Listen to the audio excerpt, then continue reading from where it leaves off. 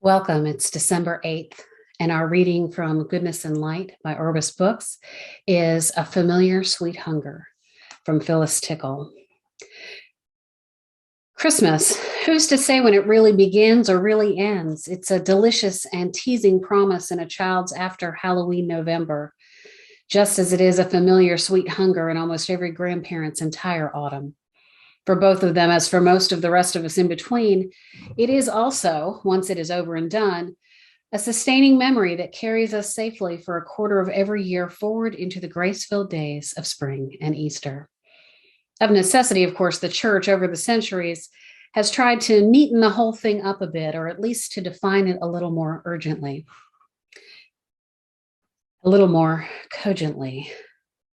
It is, as we all know, the business of formal religion to do such as that from time to time. Yet looked at objectively, most of what the ecclesial centuries have really accomplished, on this one issue at least, is some kind of joyful but still official and sanctioned recognition that Christmas can't be confined or restricted or curtailed.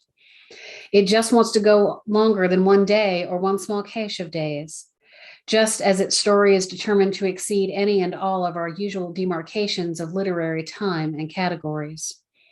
So the church, in her infinite wisdom, centuries ago, conceded the field by the simple expedient of expanding it.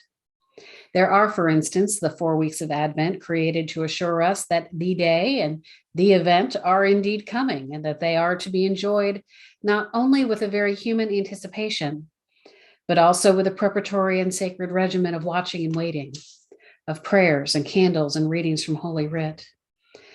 And that regimen indeed preoccupies and sustains us just as surely as it prepares us for the happy morning, 4 Sundays and usually a few days later, when Christmas Day does dawn, and the great liturgies and stories of the church are heard ringing through the ages and from 10,000 naves and chancels across Christendom. But not yet satisfied, we cry out in our interrupted December for yet another few days of quiet and worship and candlelit celebration, for almost another fortnight of remembering and honoring and considering those who, by their actions and their faith, were the first to attest to the truths of Christmas.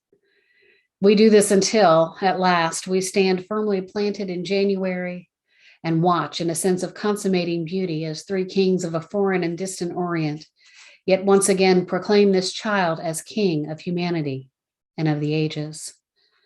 Yet all of this is not the whole of what wants to be said about Christmas. It is especially not the whole of wants saying in times such as ours.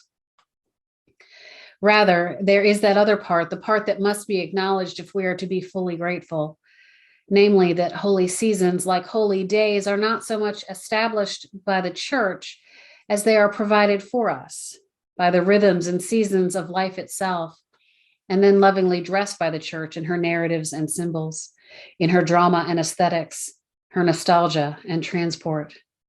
That is, liturgy gives objective form and inviolate sustaining sanction to what both the mind and heart already know. And the result always is that, so dressed and so sanctioned, holy days, and especially the blessedly long appointed ones of Christmas time, become a community, or perhaps better said, they become a borderless space where shared awe becomes community across the aching caravans of the intervening centuries, and despite doctrinal divisions and varying theological persuasions. In that holy space of liturgically mentored time, as in no other, our experiencing, both individual and corporate, becomes the bonding of our lives, one with another, even as it teaches us ever more and more how to speak to each other in the lingua franca of the Spirit. All of which is to say, with the passing of my years, I have grown more and more grateful for the church herself, for her beauty and her constancy, for her faithfulness as curator of the story, for the width of her consoling arms and the drama of her vision. Thus it is that my own quiet prayer for Christmas has shrunk over the years into the most simple of petitions.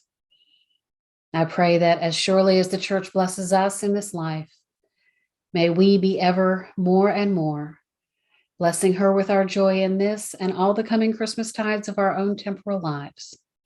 Amen and amen.